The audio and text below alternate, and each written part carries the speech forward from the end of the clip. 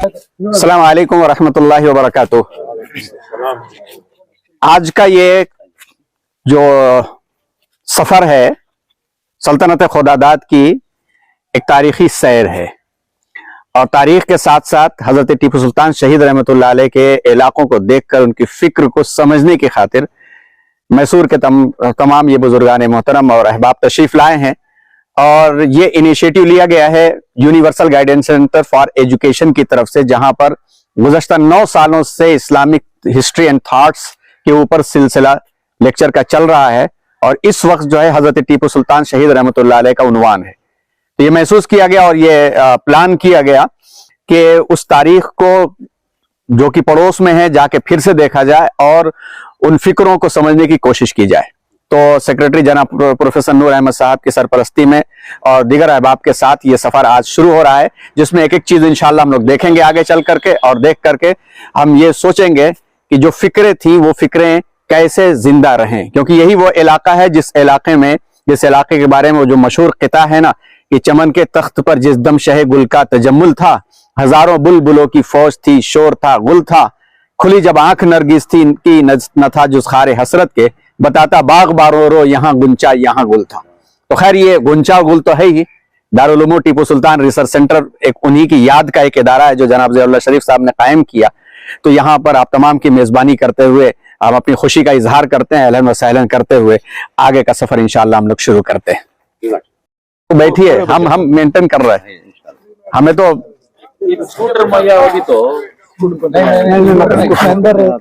बात करना है दूसरे और आज हमारा तो शौक पूरा। और जब हमारे दारुल उमूर के उलमा थे तो हम 6 किलोमीटर पैदल चलवाते थे उनको, तो आज तो शौक की काम होता है। फिर वहां से करीगटा देखिए तो इस तरह से सीधा सीधा रोड आपको मिलेगा, गोया शतरंज के खानों की तरफ से चेस की तरह से इसको बसाया गया था और बाकायदा अच्छा प्लान करके बसाया गया था। बाद में आहिस्ता आहिस्ता लोगों ने कब्जे कर लिए और सड़कें इस तरह की खत्म हो गई। अब यहाँ से हम लोग दाईं तरफ चलेंगे, राइट ले लीजिए, हाँ राइट ले लीजिए। यहाँ से ये चर्च जो है अब्बे डुबोइस चर्च एक मिशनरी था और ये चर्च 1799 के बाद ये कायम हुआ और ये चर्च जो है अपनी देखिए काम मेहनतों से होता है, खामोशी के साथ इस चर्च ने जो काम किया है। आप आहिस्ता आहिस्ता ये हाई स्कूल तक का इदारा शानदार इदारा है और यहाँ पर इस गंजाम के 70% बच्चे पढ़ते हैं, जिसमें से मुसलमानों के 80% बच्चे यहाँ पर आते हैं और 10 साल तक यहाँ पर जब जो तरबियत इनको मिलेगी वो पूरी जिंदगी असर करेगी। लेकिन इनकी मेहनतें, अपनी मेहनतों से इन्होंने तालीम का काम यहाँ पर दिया है। ये वही अब डुबोइस है जो हिंदू मैनर्स और कस्टम्स के ऊपर उसने किताब भी लिखी थी। और सामने तो शायद सब यहाँ पे लेफ्ट लेकर के ले लीजिए, अब तक हटाए नहीं थे उन्होंने, लेफ्ट लेकर के हम लोग सामने से आ जाना चाहिए था। हाँ, तो हिंदू मैनर्स और कस्टम्स के ऊपर उसने किताब लिखी और इसने तकरीबन 40 साल तक हिंदुस्तान में रह करके हिंदुस्तान की तहजीब और कल्चर का मुताला किया और उसने हिंदू मैनर्स और कस्टम्स किताब लिखी जो बहुत रेफरेंस की किताब समझी जाती है। तो यहाँ पर जो चर्च में इदारा चलता है, 2 किस्म के इदारे चलते हैं। एक यहाँ पर स्विस मिशनरी एक्टिव है और वो स्विस मिशनरी जो है उसका काम यह है कि बच्चों को अडॉप्ट करने का, और यहाँ पर इस इलाके का कोई बच्चा अडॉप्ट किया जाता है तो स्विट्जरलैंड के अंदर कुछ खानदान है, कुछ फैमिलियां हैं जिन फैमिलियों को कहा जाता है वो लोग पैसे इनके भेजते हैं, यहाँ तक पैसे भेजते हैं कि पढ़ाई लिखाई के साथ साथ उनके बर्थडेज मनाने तक के भी पैसे भेजते हैं। तो और दूसरा कार्मेल कॉन्वेंट जिसके कई इदारे हैं, वो इदारे यहाँ पर कायम हैं। अब ये जो हम आपको बता रहे थे कि गंजाम की जो असल आबादी है मुसलमानों की, वो असल आबादी यहाँ के सामने से लेकर बाजू वाला जो रोड है वहाँ पाई जाती है, जो मोहम्मद शाह लेआउट के नाम से है, जो जनाब अजीज सेठ के ज़माने में मुसलमानों के लिए वक्फ से ज़मीनें अलाट की गई थी और कुछ कर्ज के रुपए भी दिलाए गए थे। तो बड़ी आबादी तकरीबन 400-450 घरों की यहीं पर पाई जाती है और वहीं पर मस्जिद सरदार खाना है जो टीपू सुल्तान शहीद के बाद एक साहब ने कायम किया था, और वो मस्जिद जो है अब नई मस्जिद बन चुकी है। आप दाईं तरफ देखेंगे तो यही सरदार खान मस्जिद है, नई तामीर इसकी हो गई है, वरना पुरानी ये मस्जिद थी, अभी सिर्फ उसका मीनारा जो है बाकी रखा गया है। यहाँ से लेकर के ये मेरा घर है, अभी भी है, मेरा आधा सामान यहीं पे, ये वाला यहाँ यहीं से मैसूर शिफ्ट हुए। यहाँ से लेकर टीपू सुल्तान शहीद चैरिटेबल ट्रस्ट है, टीपू खालिद खान थे, और वो जनाब मुस्लिम वैलोरी आप लोग जानते होंगे, जो कर्नाटका के पहले एमएलसी थे, मुस्लिम वैलोरी,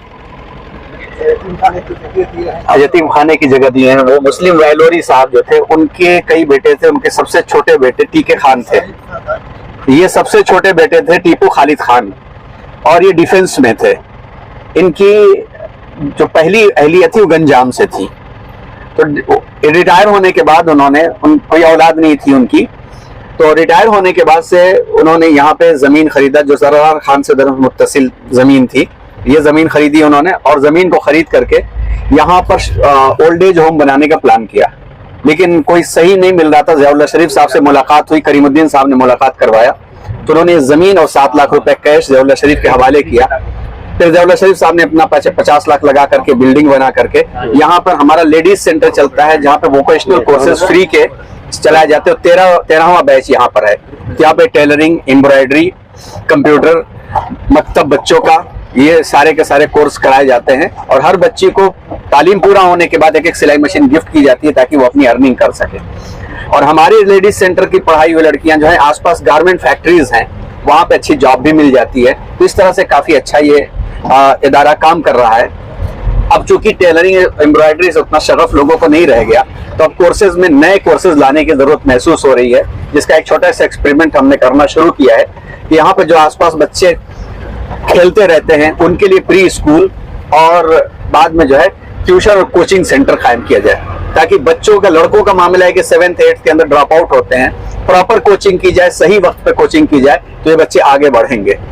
इस तरह से या मेडिकल हेल्थ कैंप वगैरह लगाने का, इस बारे में भी आखिर में इंशाल्लाह हम लोग कुछ मशवरा किया जाएगा। अब ये तो बहुत मारूफ हो गया है रोड, निमशांबा मंदिर की वजह से, जो मंदिर के रास्ता के नाम से निमशांबा मंदिर, बस कहा जाता है कि अकीदा जो कुछ न करवा ले, इसको अंधविश्वास कहा जाता है। बहरहाल उनके अपने अकीदे के मुताबिक वो उस मंदिर में कोई शख्स अभी जो बिल्कुल आगाज था, पूजा कर रहा था, अपनी मन्नत मान रहा था, तो जंगल से निकल के एक सांप आके खड़ा हो गया, वहां से उसकी शोहरत हुई। तो अब ये पूरे इलाके में रंगनाथा स्वामी मंदिर के बाद से ये सबसे मशहूर मंदिर है, और रोज बरोज जो है यहाँ डिवोटीज की तादाद बढ़ती जा रही है। राइट साइड पे वही महल्ला पूरा गुजर रहा है, और उस महल्ले के बाद से फिर इधर के महल्ले अम्बेडकर बीड़ी के नाम से शुरू हो गए हैं, और इधर एक मस्जिद भी मीरान शाह है, बिल्कुल मीरान का मतलब वीरान हो चुकी है, और आहिस्ता आहिस्ता खत्म हो रही है। अभी तो नहीं, किसी और मौके पर कुछ लोगों को दिखाना होगा तो हम दिखा सकते हैं। यहीं पर ऊपर की तरफ जो महल्ला है वो जो है कंतर महल्ला, कल हम तस्करा कर रहे थे कि कंतर महल्ला के नाम से वो जाना जाता है, लेकिन शवाहिद बताते हैं कि वो कंतर कहते हैं ब्रिज को। तो इस जगह से उधर की तरफ जाने का रास्ता और ब्रिज जो बना था, उसकी वजह से ये महल्ला जो है कंतर महल्ले के नाम से मशहूर और मारूफ है। और अब उस जमाने में यहाँ की आबादियां सबसे ज्यादा रिच आबादियां थी, और बल्कि कल हम जो कह रहे थे यहाँ की 1 लाख, तो बाद में हमें रात में और मुताला करने में पता चला कि श्रीरंगपटन और यहाँ की आबादी को मुकम्मल 4 लाख थी। श्रीरंगपटन और यहाँ की दोनों की मिला करके 4 लाख आबादी थी, पूरी आबादी मिला करके। जी हाँ, वो उस जमाने का जो ब्रिज था उसके नामो निशान नहीं है, लेकिन नया ब्रिज बना हुआ है, जिस ब्रिज से पीछे की तरफ बन्नूर का रोड कनेक्ट करता है, और ये लेफ्ट साइड में वही निमशांबा मंदिर है, और जिसके एरिया आहिस्ता आहिस्ता फैलते चले जा रहे हैं। और आप दोनों तरफ देख सकते हैं, गाड़ियों की तादाद से अंदाजा लगा सकते हैं कि किस कदर ये शोहरत पा गया। ये संगम नहीं है, संगम तो गुंबद के पीछे जाकर के आखिर में संगम है। ये अब गुज़श्ता 20 सालों में इसकी शोहरत हुई है। जब हम लोग यहाँ पे दारुल उलूम में पढ़ते थे उस वक्त भी कुछ ज्यादा नहीं था। हम लोग छुट्टी के वक्त में यहाँ के नीचे यहाँ पे नहाया भी हम लोगों ने, यहाँ के नहाते थे, कपड़े लोग धोते थे कोई। लेकिन अब जो है ये पूरी पार्किंग और फिर उसके लवाजिमात शुरू हो गया। अभी जो पानी छोड़ा गया था तो पानी यहाँ तक आ गया था, इस सड़क तक पानी आ गया था वो।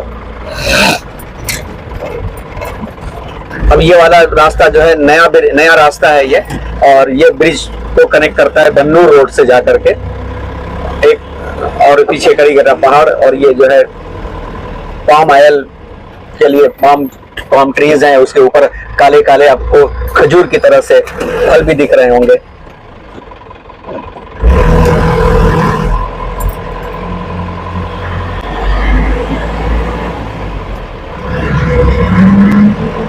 सामने जो बाग है वो करीमुद्दीन साहब का बाग है। अब उनके भतीजे देख रेख करते हैं उसकी। नहीं, करीमुद्दीन साहब ने शादी नहीं किया था। अपने बच्चों की तरबियत के लिए बहुत बड़ी कुर्बानी उन्होंने दी कि उनके भाई आयन जवानी में 2-3 बच्चों के जब बाप थे, उनका इंतकाल हो गया, तो करीमुद्दीन साहब ने इन बच्चों के देखरेख में अपनी शादी नहीं की और इन बच्चों को कामयाब बनाया। उन बच्चों के बच्चे जो है, अब ये करीगटा पहाड़ हमारे सामने नजर आ रहा है, और ये ब्रिज जो है बना है, ये ब्रिज 2008 में बना है। और कावेरी नदी के साथ साथ एक सामने और नदी दिखाई दे रही है जो लोकापावनी कही जाती है।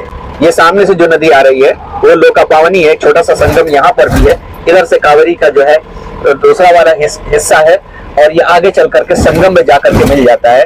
और ये करी घाट, यानी करी का मतलब वही सालन होता है, उस नाम से करीगटा पहाड़ है। और यहाँ की खुसूसियात दो बड़ी अहम खुसूसियात हैं। पहली खुसूसियत सबसे बड़ी यही है कि शहजादों की लेन देन जो थी वो इसी पहाड़ के पर हुई थी। और दूसरी खुसूसियत यह है कि जब हैदर अली ने अंग्रेजी फौज को मार भगाया था तो अंग्रेजी फौज जो है इसी के पीछे आके पनाह लिया था, पहली मर्तबा होता है। वहां पे मुअर्रिखीन ने एक नुक्ता उठाया है कि क्या वजह थी कि हैदर अली जैसा बहादुर इंसान यहाँ पहुंच करके उनको मार नहीं भगाया, वरना वो खत्म हो जाते हैं यहाँ से। तो ये बहुत बड़ा महाज रहा है, और इसकी अपनी एक हैसियत है, एक मरकजी हैसियत है। अब अभी वहां पर करीगटा पहाड़ पर पहुंच करके शाहिद साहब इंशाअल्लाह आप लोगों को इस इलाके की तारीख से मुतालिक और इसी पहाड़ के पीछे जो अल्लाह पटना का इलाका है उसके ताल्लुक से, और अतराफ में कौन कौन से गांव पाए जाते हैं, क्योंकि कोविड के टाइम पर काफी इनके दौरे भी रहे, और अल्हम्दुलिल्लाह वहाँ कुछ गांव हैं जहाँ पर फिक्र बहुत दिनों से हम लोग ये चल रही है कि वहाँ बिखरे हुए घर हैं, कुछ जमा करके लोगों को अगर हम एक मकतब कायम कर सके वहाँ पर। मुश्किल क्या होता है कि वहाँ पर कोई जाने को तैयार होता नहीं है, लेकिन अगर फिक्र की जाए तो कोई ना कोई नज्म तो हो ही जाएगा। रोजाना का नहीं तो हफ्ते में 2 दिन 3 दिन का। दुटपालिया नाम का एक गांव है, और इसी तरह के 2-4 गांव जिसको शायद सब बताएंगे। बकरीद के वक्त में भी हम लोग गोश्त पहुंचाने का एहतमाम करते हैं। और इधर से दाईं तरफ जो रोड जाता है वो जाकर के यहाँ से 19 किलोमीटर के बाद बन्नूर पहुंच जाता है, और बाईं तरफ जो रोड जाता है वो बेंगलोर मैसूर पुराने हाईवे को जोड़ता है और गुजरता है नए एक्सप्रेस हाईवे से। और सामने करीगटा पहाड़ पे आप चढ़ाइए गाड़ी अपनी, सामने है। आबपाशी का निजाम पहले भी अच्छा था, बाद में भी महाराजा मैसूर ने भी काफी इस पे काम किया है। आप देखें तो ये चीज भी अजीब दिखती है कि पहाड़ के एक हिस्से पर नहर निकालना। अब आप सामने देखेंगे कि कावेरी की एक नहर जो है पहाड़ के एक हिस्से से होकर के गुजर रही है, और उसकी वजह से हरियाली और शादाबी और खेतों को पानी पहुंचाने का नज़्म और इंतजाम होता है। ये नहर है जो पहाड़ के इतने ऊंचे हिस्से पर लाई गई है। ये नहर यहाँ से गुजर रही है। हाँ, नदी नीचे है और नहर ऊपर है। ये पानी कावेरी का आ रहा है और नदी नीचे है। अब आप सोचिए कि पानी नदी के नीचे है, पानी नहर का ऊपर कैसे आया होगा। इसको जानने के वास्ते हम लोग को तंदूर कह रहे और वहाँ पांडवपुरा का जो तालाब है उसको देखना पड़ेगा। तो उसकी ऊंचाई और इसकी ऊंचाई बराबर है। पानी उधर से काट के लाया गया है। तो तंदूर कह रहे, फिर तंदूर कहने के बाद वो कुंती बेटा है ना पांडवपुरा का, कुंती बेटा जो है वहां से नहर को काट करके इधर की तरफ से गुजारा गया है और इस नहर को पीछे पहाड़ों के पीछे ले जाया गया है जहां पर हरियाली रहती है। ये पहाड़ असल में 3 हिस्सों पर है। इधर का हिस्सा ऊपर एक मंदिर बना हुआ है, दूसरा हिस्सा उससे ऊंचा उधर है जो दारुल उमूर के उलमा होते थे। ये ब्रिज नहीं रहता तो नदी क्रॉस करके उनको ऊपर, ये व्यू पॉइंट ऊपर वाला यही रुके या और ऊपर, हाँ वहां से वो ठीक है। उलमा के आते थे ऊपर, अजान देकर के बड़ा मजा आता था।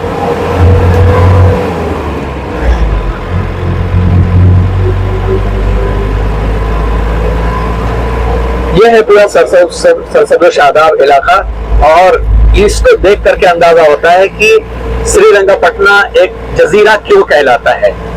और ये हरियाली और ये नेमत जो है बचाने की जरूरत है इस वक्त। यानी जिस तरह से एक्सप्रेस हाईवे के कायम होने के बाद तेजी के साथ बिल्डिंगें बनने और साइट्स बनने और उसके बेचने और खरीदने, उसके दलालियों करने का जो निजाम बना है, उसमें इन हरियालियों को बचाने का चैलेंज आ गया है। और इन हरियालियों को एक नजर देखा जाए और देख करके इन हरियालियों को बचाने की भी फिक्र किया जाए।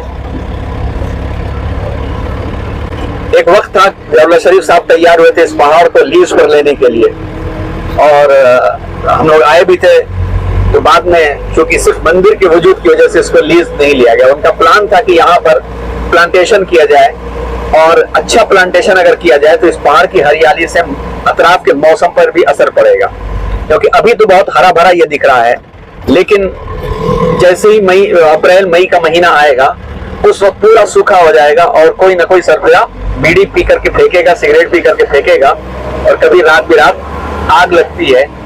यहाँ रहने वालों के लिए तो आम बात है, वरना जब उलमा आते थे अचानक कभी दौड़ते हुए शाहिद साहब के पास आए, मौलाना पहाड़ पे आग लग गई है। शाहिद साहब कहते थे चलिए बाल्टी लेके बुझाएंगे। तो ऐसी आग लगा करती है। ठीक है, यहीं पर रुकेंगे थोड़ी देर, फिर आइए सभी हजरात, आप हजरात तशरीफ लाइए, आपको गंजाम से आपका मैसूर दिखाएं। हमने गंजाम में खड़े होकर के मैसूर देखा। सभी को आ जाने दीजिए। यहां से इधर से देखेंगे, यहां पे सामने गुंबद दिख रहा है, सामने गुंबद दिख रहा है, ये कावेरी है, चामुंडी सामने है। और जो चर्च की खुसूसियत आप लोग सुने होंगे कि चर्च जो है हर ऊंची जगह से दिखता है, तो ये जो पेड़ है, इस पेड़ के बाजू में देखिए 2 मीनारे काले काले पतले से दिख रहे हैं। अब यहां से देखिए, यहां से नीचे से आगाज करते हैं। यहां से पहले नजर करेंगे तो कावेरी का एक तरफ वाला हिस्सा हमें नजर आ रहा है, कावेरी नदी का, और उस पर नया ये ब्रिज बना हुआ है, 2008 के अंदर बना। इससे पहले ब्रिज नहीं था, लेकिन यहाँ पर बहाव कम होने की वजह से बैलगाड़ियां यानी बंडी से लोग आते जाते थे और पैदल भी आते थे। इसके पीछे की तरफ जाएंगे तो ये जो पानी के दोनों टैंक दिख रहे हैं और ये जो आबादी दिख रही है, गंजाम की आबादी दिख रही है, और ये गुज़श्ता 5 सालों की आबादी है। 5 सालों पहले पेड़ ज्यादा दिखाई देते थे, घर कम दिखाई देते थे। और उसी से पूरब की तरफ आइए तो हमें गुंबद दिखेगा। गुंबद दिख रहा है, हाँ गुंबद दिख रहा है, ये गुंबद है। उसके पीछे जाइए तो सीधे हमको वहां से चामुंडी पहाड़ दिख रहा है धुएं की शक्ल में। उसके पीछे धुआं जो है, उसके पीछे चामुंडी पहाड़ दिख रहा है। उससे थोड़ा सा इधर की तरफ आइए, ये पूरा का पूरा राजीव नगर का इलाका ये दिख रहा है। और इधर की तरफ आए तो एक माधोपुरा का इलाका, ये माधेपुरा का इलाका है। और चर्च जो अशोका रोड के करीब है, ये जो इस सीट से ये वाला जो टैंक है, ये सामने हमारे, इसके सीट से देखिए तो एक शेड दिख रहा है पहले व्हाइट से, और उस शेड से सीधे एकदम से लास्ट में जहां पर होराइजन दिख रहा है, 2 मेघ की तरह से निकली हुई चीज दिख रही है, वो चर्च है जो अशोका रोड के पास, और सभी जानते हैं वो। और इधर की तरफ से पूरा महल्ला दिखते दिखते आरबीआई का इलाका दिख रहा है, रिजर्व बैंक ऑफ इंडिया का जो इलाका जो सिद्दीक नगर से पीछे की तरफ है, वो कावेरी नगर, वो इलाका दिख रहा है आरबीआई का।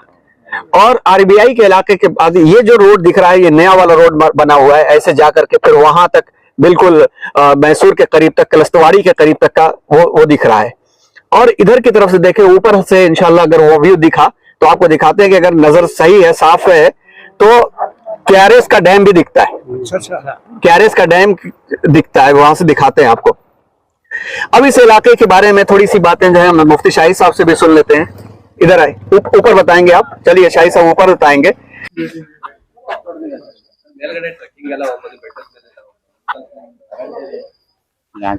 यहाँ से अजीज नाजरीन, मैं आप तमाम का करीकट्टा पहाड़ पर इस्तकबाल करता हूँ। ये जो करीकट्टा पहाड़ है, इसकी तारीख बहुत ही कदीम है। इतनी कदीम है, द्वापर युग में एक महर्षि ने यहाँ विष्णु की तपस्या की थी और विष्णु उससे खुश होकर यहाँ उनको अपना दीदार कराया, दर्शन कराया। उसके बाद उन्होंने एक वरदान दिया, जो भी शख्स यहाँ आकर मेरी पूजा करेगा गोया कि उसे वैकुंठ आने का सवाब मिलेगा, हिंदू मजहब की तारीख हिसाब से।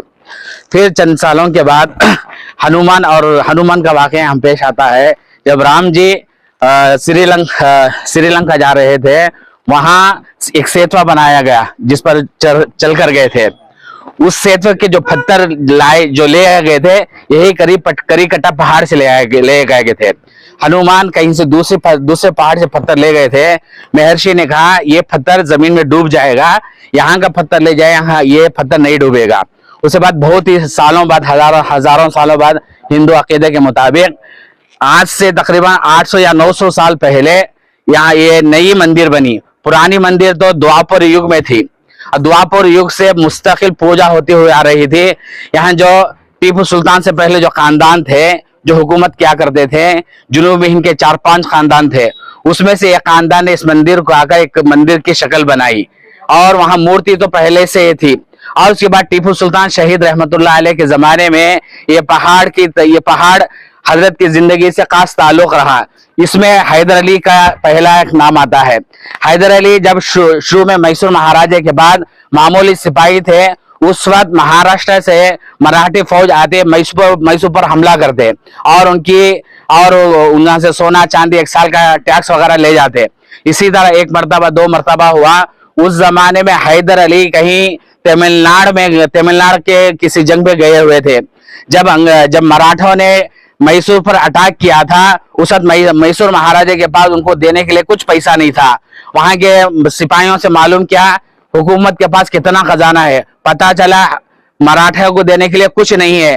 तो उन्होंने हैदर अली को तमिलनाडु में वहां खत देकर पैगाम पहुंचाया कि हमारे पास देने के लिए कुछ नहीं है, अगर मराठा को हम पैसे नहीं देंगे, सोना चांदी नहीं देंगे, तो हमारी सल्तनत, मैसूर सल्तनत भी दाव पे लग जाएगी, हुकूमत खत्म हो जाएगी। यह खबर जैसे ही हैदर अली को पता चली, हैदर अली वहां से यहाँ आए, तकरीबन 12-15 फेटी सोने के मराठा को दिए और उस वक्त मराठा से कहा आज सोना ले जा रहे हो, नेक्स्ट बार से सोना नहीं ले जाओगे बल्कि तुम्हारी जान ही जाएंगे यहाँ से। दूसरी मर्तबा उसी तरह उन्होंने मैसूर पर अटैक किया। तो अटैक करने से पहले हैदर अली को एक चीज मालूम थी, उन्होंने यहाँ से एक पड़ाव श्रीरंगापटन, एक पड़ाव मैसूर के करीब डाला और जमीन खोदकर खंदक बनाकर उसमें अपने सिपाहियों को महफूज कर रखा था।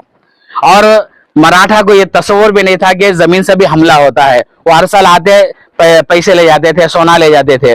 जब तीसरी मर्तबा उन्होंने अटैक किया तो मराठी फौज पूरी मैसूर पर हमलावर हुई। तो हैदर अली की जो फौज थी पीछे से उन पर हमला किए और उनको तहस नहस कर अपने इलाके के भी वापस लिए और उनको खाली हाथ भेजा। उसके बाद जो सल्तनत क़ुदात की जो सरहदें मराठा तक चलती थी वो धीरे धीरे वापस हुई। उसके बाद टीपू सुल्तान का दौर आता है। टीपू सुल्तान के दौर में भी यह चीज याद करने के लायक है कि टीपू सुल्तान की तीसरी जंग में अंग्रेजों के साथ सुलह करना पड़ती है। तकरीबन 2000 पगोड़ा, जिसे सोने के पैसों को उस वक्त पगोड़ा कहा जाता था, वो अंग्रेजों को दिया और साथ ही साथ अपने 2 बच्चों को इसी पहाड़ पर टीपू सुल्तान ने अपने मुल्क के लिए गिरवी रखा।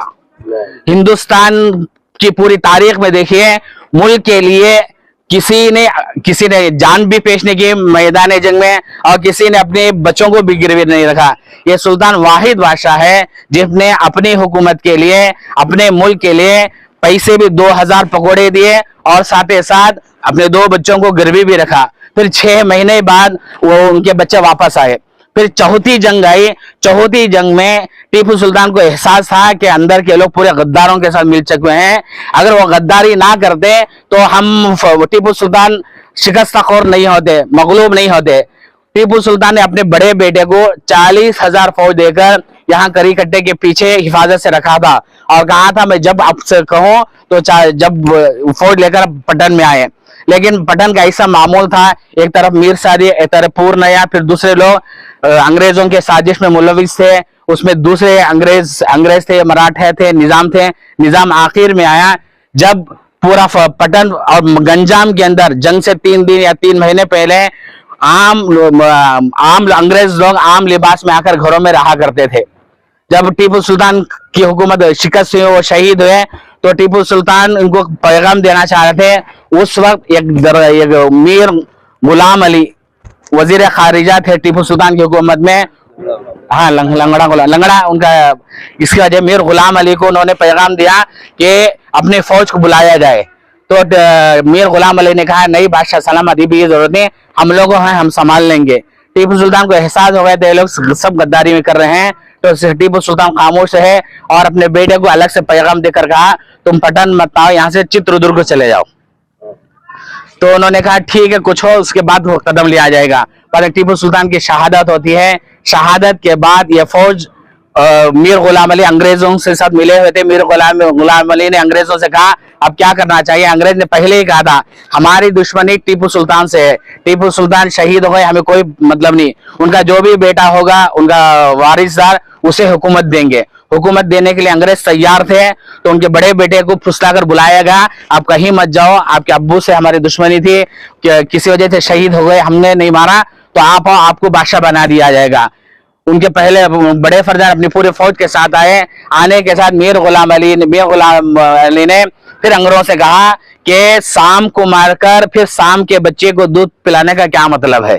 तो फिर क्या किया जाए, मशवरा हुआ कि टीपू की पूरी फैमिली को पठान से दूसरी जगह भेज दिया जाए।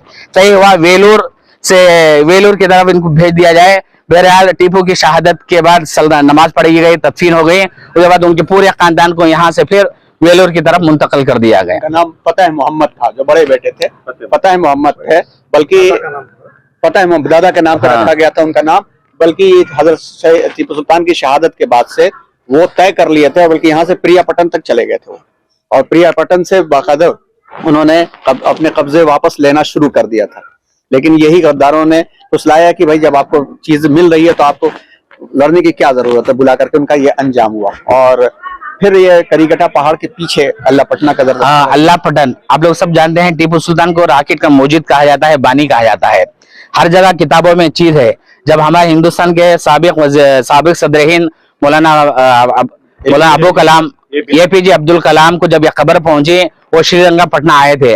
अगर उन्होंने यहाँ के लोगों को मिला और बात की तो कोई चीज नजर नहीं आई जहां रॉकेट बनाने की कुछ चीजें हो, कुछ मैदान हो। उसके बाद यहाँ करीमुद्दीन साहब थे, उन्होंने कहा यहाँ नहीं, यहाँ करीकट्टा के पीछे एक बड़ा गांव है अल्लाह पटन। टीपू सुल्तान ने 1770 या 72 में तमिलनाडु और दूसरी जगह से लोगों को खानदान लोगों को लेकर वहां बसाया और उनको रॉकेट बनाने की टेक्नोलॉजी दी और वहां उसका इस्तेमाल होता था। तो सदर हिंद ने वहां जाकर वहां की तहकीक की और कहा ये जगह मेरे दिमाग से सही लगती है कि रॉकेट अगर कहीं बनाया जाता तो यहाँ बनाया जाता था। इसीलिए आज भी गांव का नाम अल्लाह पटन है। वहां तकरीबन 12 या 15 मुसलमानों के घर हैं, बाकी 30-40 गैर मुसलमानों के घर हैं, एक छोटे गांव की शक्ल में है। में क्या क्या होता है? APJ अब्दुल कलाम साहब जो हैं 1970 के आसपास आए थे। सदर हिंद बनने के बाद आना चाहते थे, लेकिन वो दौरा नहीं हो पाया था। जो 1970 के आसपास जब मिसाइल का काम वो शुरू करते हैं, हम जानते हैं कि हिंदुस्तान के मिसाइल मैन के नाम से मशहूर, तो उन्होंने दौरा जो किया था 1970 के आसपास किया था और पूरे इलाके को देख करके वहाँ की चीजों को जाना था। जो ये है करीकटा पहाड़, अब इधर गुज़श्ता 10 सालों से उसको डेवलप किया जा रहा है। इसके पहले इतनी तवज्जो नहीं थी। अच्छा लगा देख करके कि यहाँ पे क्या क्या है करीकटा में? ट्रैकिंग है क्या? अभी फिलहाल ट्रैकिंग स्कूल के बच्चों के लिए एक ट्रिप के तौर पर आते हैं, बाकायदा जो ट्रैकिंग नहीं है, लेकिन अभी इसको फॉरेस्ट डिपार्टमेंट की तरफ से डेवलप किया जा रहा है, क्योंकि हम भी काफी दिनों के बाद आए, वरना 2019 तक भी हम उलमा को लेके आते रहे थे। ये सब कुछ रुकावटें भी नहीं थी, कुछ टिकट्स वगैरह भी नहीं, तो वैसे हम लोग पीछे की तरफ से चढ़ते थे, पैदल चढ़ते थे। ठीक है, अगर इसको डेवलप किया जा रहा है तो पेड़ पौधे लगाए जा रहे हैं तो इनकी हिफाजत में हो सकता है। गर्मी के मौसमों में आमतौर पर आग लगती है या सिगरेट पीने वाले आग लगा देते हैं, अगर वो बचे तो माहौल बचेगा और मौसम यहाँ का अच्छा होगा। राजीव नगर की जो ईदगाह है, उस ईदगाह के पीछे तनवीर सेठ नगर एक लेआउट बना है और उसके बाद के भी कुछ इलाके हैं। वहां से अगर सीधा देखा जाए तो सिर्फ 5-6 किलोमीटर का फासला बाकी रह जाता है, और ना पूरा का पूरा मैसूर और ये पटन जो है आपस में कहा कि गले मिलने को तैयार हैं और बहुत तेजी के साथ। लेकिन मुश्किल क्या है कि तरक्की अच्छी चीज है, लेकिन तरक्की पेड़ों को काट करके जो हो रही है वो बहुत नुकसानदेह चीजें हैं, क्योंकि यही वो इलाका था जहां पर अब तक ऑक्सीजन का लेवल ज्यादा था। जनाब डॉक्टर नईमुल्लाह शरीफ साहब जो दारुल उमूर में क्लास लेते थे, तो उन्होंने वहां के पेड़ों को देख करके कि हर पेड़ पर तकरीबन वाइट पैचेस जैसे लगे हुए थे, और उन्होंने अपनी रिसर्च से साबित किया था कि यहाँ पर ऑक्सीजन का लेवल नॉर्मल लेवल से 0.2% ज्यादा है। और क्यों? इसलिए कि गंजाम के अंदर जो गुंबद के बाद, संगम के बाद जो है रोड नहीं है कोई, तो गाड़ियां भी टूरिस्ट लोगों की आती हैं, बाद में शाम के वक्त में गाड़ियां भी नहीं आती, और हरियाली और पेड़ों की ज्यादती के सबब यहाँ का माहौल अच्छा रहता है। लेकिन ये माहौल उसी शक्ल में अच्छा रहेगा कि पेड़ पौधे बाकी रहें। सभी काट रहे हैं। मुसलमान को भी ये बात जाननी चाहिए कि मुसलमान के लिए तो पेड़ को बचाना एक इबादत है, क्योंकि अल्लाह के रसूल सल्लल्लाहु अलैहि वसल्लम की अहादीस में से इससे अच्छी और कौन सी बात हो सकती है कि किसी को अगर सदका जारिया करना है तो वो पेड़ लगाए। मामिन मुस्लिमिन यगरिसु गरसन और यज़राउ ज़रअन याकुलु मिन्हु तयरुन और इंसानुन फलहु सदका, कि अगर पेड़ लगा करके इंसान हिफाजत करता है, चाहे उससे परिंदे फायदे उठाए, चाहे उससे जानवर फायदा उठाए, चाहे कोई भी फायदा उठाए, उसके हक में सदका लिखा जाएगा। चुनांचे हम सबको भी चाहिए कि अपने अपने घरों के आसपास जो भी पेड़ पौधे जो भी हो सकते हैं उसको लगाएं, ताकि इंसान जो अपने हाथों से माहौल को बर्बाद कर रहा है, ज़हर फसाद फिल बर्रि वल बहरी बिमा कसबत ऐदीन नास, जमीन और समंदर में और पानी में जो फसाद हो रहा है वो इंसान की अपने हाथों की करतूत की वजह से हो रहा है। तो उसके लिए हमें अगर बचाना है तो माहौल को बचाने के लिए दरख्त लगाने का हमें मिजाज बनाना चाहिए। बल्कि ये बात तक भी कही जाती है कि बेजरूरत बिला जरूरत चलते फिरते पत्ती को तोड़ने की वजह से अल्लाह मियां के यहाँ पेड़ जो है मुकदमा करेगा और मर्डर का केस चलेगा उसके ऊपर, क्योंकि एक पत्ती 1 घंटा में जिंदा रख सकती है। तो ये मैसेज और पैगाम हमें याद रखना चाहिए। और पहाड़ों पे चढ़ते और उतरते वक्त में हमेशा ये याद रखना चाहिए कि जिंदगी भी इसी तरह से पेचो खम का रास्ता है, और नशेब फराज जिंदगी में आते रहते हैं। तो न तो नशेब फराज से इंसान घबराता है, जो घबराता है अपनी गाड़ी नीचे ही खड़ी कर देता है, और जो नीचे गाड़ी अपनी खड़ी कर देता है तो उसका गियर चेंज हो जाता है। तो नशेब फराज से भी इंसान को नहीं घबराना चाहिए। न घबरा शिद्दत गम से हुसूल कामरानी में, कि शाखे गुल पर फूल आने से पहले खार आते हैं। तो इंसान को इन जिंदगी के रास्तों से, और फिर जो कुरान की आयत है कुल सीरू फिल अर्ज़ फंजुरू कैफ़ कान आक़िबतुल मुजरिमीन है, कहीं पर मुकज़्ज़िबीन है, अलग अलग अंदाज से कहा गया है कि इबरत हासिल करने के लिए जमीन में सैर करो।